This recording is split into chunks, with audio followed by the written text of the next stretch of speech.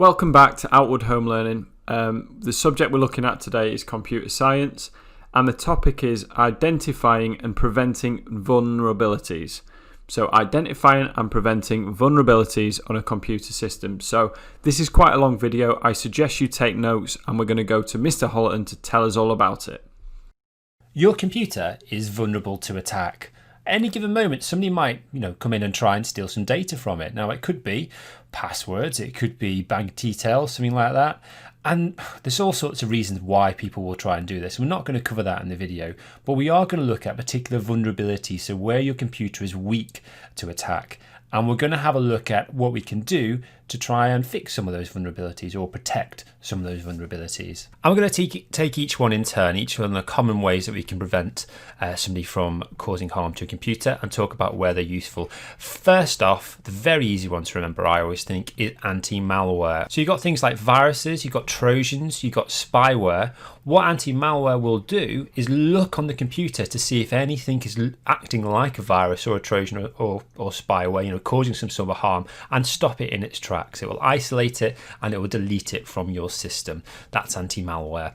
Next one, firewalls. Now, these are a little bit trickier to explain, but firewalls can either be hardware or software. So they can be something that you can physically touch, or they can be something which just runs on a computer, so a program that runs on a computer. And what a firewall does is it prevents network traffic, so data, from entering and leaving a network. And let me give you an example where that might be useful both ways. So here's your computer, and let's just say for this example, it's connected to the internet, okay? Because that's obviously a network. It's a pretty big one. So it's connected to the internet, and here is the internet here, which is as a cloud. Let's say somebody's trying to initiate a denial of service attack on you. So they are trying to absolutely spam you and send loads of requests in to try and make your computer fall over. All right, they're sending loads of them in. What you could do is get a firewall, put that in the middle, and it would just block all those requests. So they either never reach your computer or they're never actually processed by your computer, therefore solving the problem. So that's an example of what a firewall will do, where it's protecting you from attack from outside. But what it can also do is prevent you, or hopefully prevent you from doing something silly. So let's say, for example, you got a phishing email in, and whatever happens, it gets through your defenses, your mental defenses, and you end up accessing or trying to access a website and giving your login details away. What the firewall may do is stop you from visiting that website. It might be flagged as a known phishing website somewhere, and a firewall will just prevent you from accessing it. So two things firewalls are particularly good at defending against: denial of service attacks and social engineering like phishing attacks. Now, I will say firewalls are super useful, and they're useful for more than just those two, but they're a couple of examples for now. Next thing then, let's deal with encryption. Okay, so encryption, very useful for protecting against data interception and theft of that data. We have the idea that if we're sending any information over the internet is an open service, it's open for everybody. That means that somebody could potentially steal that data. So there you are, you're trying to send the information, maybe let's say to your bank, for example, you've got bank details that you've been sent. Somebody could come in here, intercept the message that you are sending to somebody, pull it out, have a read of it, and then forward it on. Okay, so we'll say that they're a baddie, like I say, because they're going to have a top hat on. So they've read your data. How do you stop that from happening? Because we need the internet to be open, otherwise it just won't work as a system. Well, what we can do is we can encrypt our data. And what encryption does is it scrambles the data up. So all of a sudden, the letter A, for example, might become, the number 7 or something like that. And that makes it unreadable. So if somebody did intercept your data, it doesn't prevent the interception itself, but if somebody did intercept your data, they can't understand it. And that requires some sort of encryption key to first encrypt it, so going this way from A to 7, and then back again going from 7 to A, for example. So as I said, it's very useful for protecting against data interception and theft. So we've covered some of the ways we can protect against vulnerabilities, but have a look at the other video so you can see all of them. So we're going to take each one in turn like before and explain how it's useful. Let's talk about penetration testing. So this is quite useful. This is the idea that after you've built something, you should really get, somebody else ideally to test it and to test to see if somebody can access your network or your website in a way that you hadn't expected. So let's say I've built a website but I've not built it very well. I've not followed good defensive design considerations, and I've got like a search box here that you can look at. So there's there's a example of a search box, and you can type anything in here and it directly accesses the database. Okay, so it directly accesses the database. I haven't done the really important thing, which is remove special characters, that thing called input sanitization, so it is vulnerable to an SQL injection attack. If you're not sure what that is, have a look at the separate video about SQL injection. It'll explain it quite well, but I've left it vulnerable to SQL injection. Ideally, what would happen is that I'd pay somebody to have a look at my website and go, hang on a minute, I can easily run an SQL injection attack on that. That is a problem. You need to go and fix it. So this is the idea of penetration testing, that you are, it could be yourself, but you ideally get somebody else to test to see if they can break your network or your website. The key difference is here, while a hacker would then use that vulnerability to cause you some sort of harm, a penetration tester would alert you to the problem and then you'd be able to fix it so that when somebody does try to cause you harm, that vulnerability is no longer there. And like I said, penetration testing, you're really looking at SQL injection as a good example of what that will protect against, because hopefully that will be picked up very quickly that you've left your site vulnerable to that. All right, let's cover some basics of just good old-fashioned network security. All right, passwords. Let's talk about passwords, good passwords and bad passwords. So a strong password is a very useful thing. And obviously by strong, I'm talking about a mixture of letters and characters and special symbols and numbers and of a good length, like it depends really, but seven or eight characters as a minimum, perhaps even longer.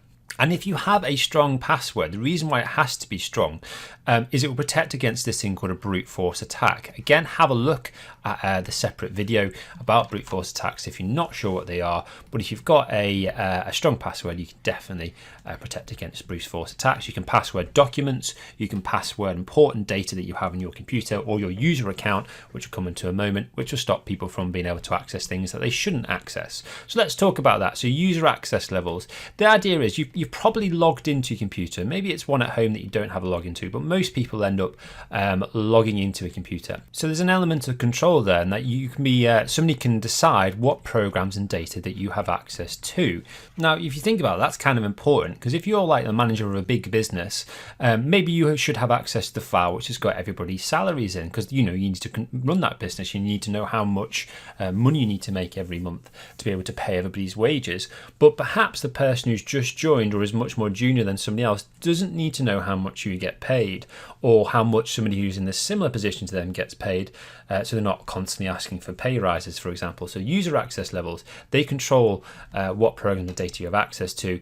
If you set them up correctly, it can definitely protect against data interception and theft as well. There's no reason for somebody to have access to sensitive data unless they need it as part of their job. And if they do have access, it just means it's risky. It could lead to them potentially stealing it or passing it on to somebody that they shouldn't. So definitely can help protect against data theft, user access levels. Last one, physical security. This is what, if I'm going to say it, if I had a favourite, it would probably be physical security. There is nothing wrong with sticking a lock on a computer room if that computer contains important information that shouldn't be stolen. Okay, so physical security is stuff like locks, door locks, key cards, that sort of stuff. And that can obviously protect your computer from data theft as well, because, well, if you can't get to the computer, then that is a big barrier for you to be able to steal data from it to begin with. Okay, so there are all the different types of ways that we can protect against attacks for computers. So your first task this time is a little bit different. You have been asked to create an article. So you need to open up the Identifying and Preventing Vulnerabilities first activity, have a look at the article you need to write, and for this one you've got about 20 minutes. We won't be marking it afterwards, but we do obviously want you to submit that on Google Classroom to us. So 20 minutes starting now.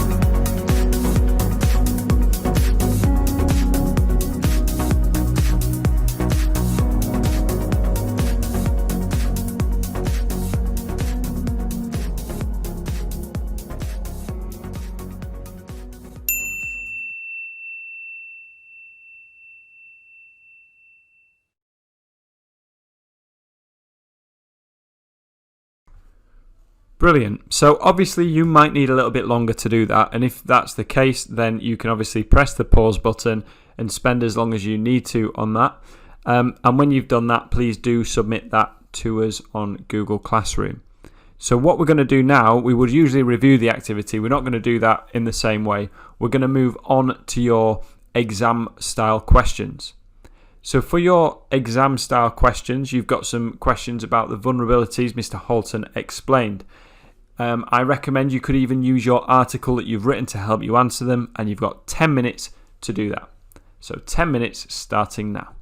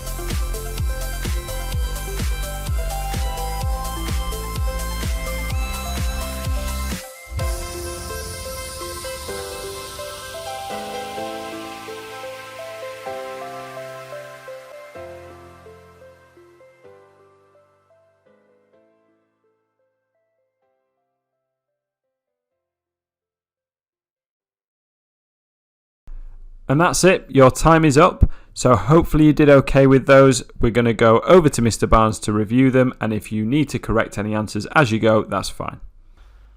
Okay, so let's have a look at this exam question, which focuses around system security.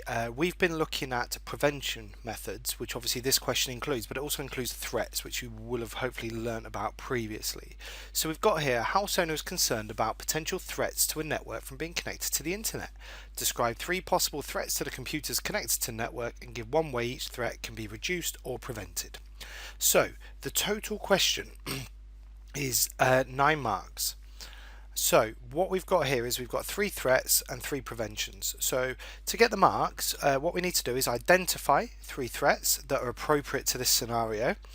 Okay, and also 3 prevention methods would get us 6 marks, and then we just need to explain what the threat is.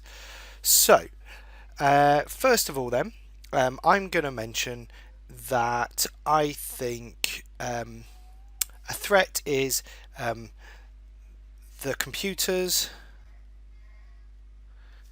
could be hacked. This is when someone tries to gain unauthorized access to a network or computer. Right, now in the situation of networks, how can we prevent this? The most obvious way to me is a firewall. So I'm just going to say I could prevent by having a firewall. Okay, so threat 2 then, we've got how else could they be threatened on a network? Well, I think that data interception could be a problem. This is where data is sent between devices and someone intercepts the data whilst it is being sent. Now for me, the most obvious way to prevent data interception is going to be if they use encryption. Okay, and then last but not least, threat 3. So I'm going to go with phishing. Could be a problem.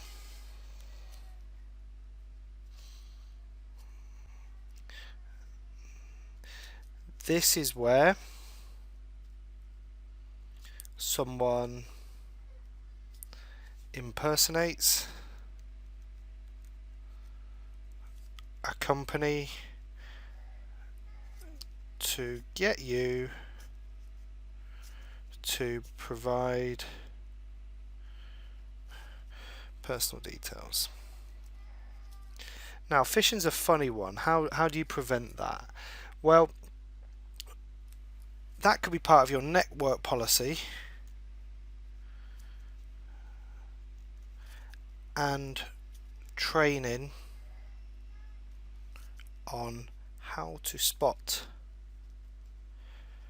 phishing emails. Okay, so it's quite a long question, that one, 9 marks. Let's go through and have a look at the answers. So we'll start off with, I mentioned their computers could be hacked. So just going to have to keep folding this over. So we've got here, on this bullet point further down, we'll look at all of it at the end. We've got a hacker for a mark. This is when a person is attempting to gain unauthorized access to a network or a computer. Perfect. How can we prevent it? Well, we've got firewall, strong passwords, biometrics, etc., etc. The next one then is data interception. So if I just move all of this up. So we've got data interception, hopefully right at the bottom of the screen there, you can just about see it. So we've got data interception for a mark, and then we've got data is sent to another device and is intercepted by someone else. This is where data is sent between devices and someone intercepts the data while it's being sent. Perfect. And how do we deal with that? Well, encryption. There we go. Okay, and then last but not least then, we've got phishing. So if I just move everything up again, so we've got phishing for a mark. An email that has a link which gets them to collect their personal data. So I've said this is where impersonators come to get you to provide their personal details. Perfect. And then how could we deal with that? Network policy or firewall. So I had network policy and training on how to spot phishing emails. So that will give us 9 marks. Now let's just have a quick look at the whole mark scheme as one in case there's other elements here. So you've got anything to do with malware, what it is and how to prevent it. Spyware, what it is and how to prevent it. You could have mentioned farming. Okay, you could have mentioned brute force attacks. You could have mentioned just general social engineering. There is also a big notes section here, but what's key is it must be relevant to home use. So for example, a denial of service or a DDoS attack is not appropriate, and neither is SQL injection, because they're very unlikely to be, targets of that in a home environment. So there we have it. There's the answers to that question. So that was a big topic. Make sure that if you keep your notes and that sort of thing, because actually not everything was covered in the exam style questions. So save your notes and we will see you again next time.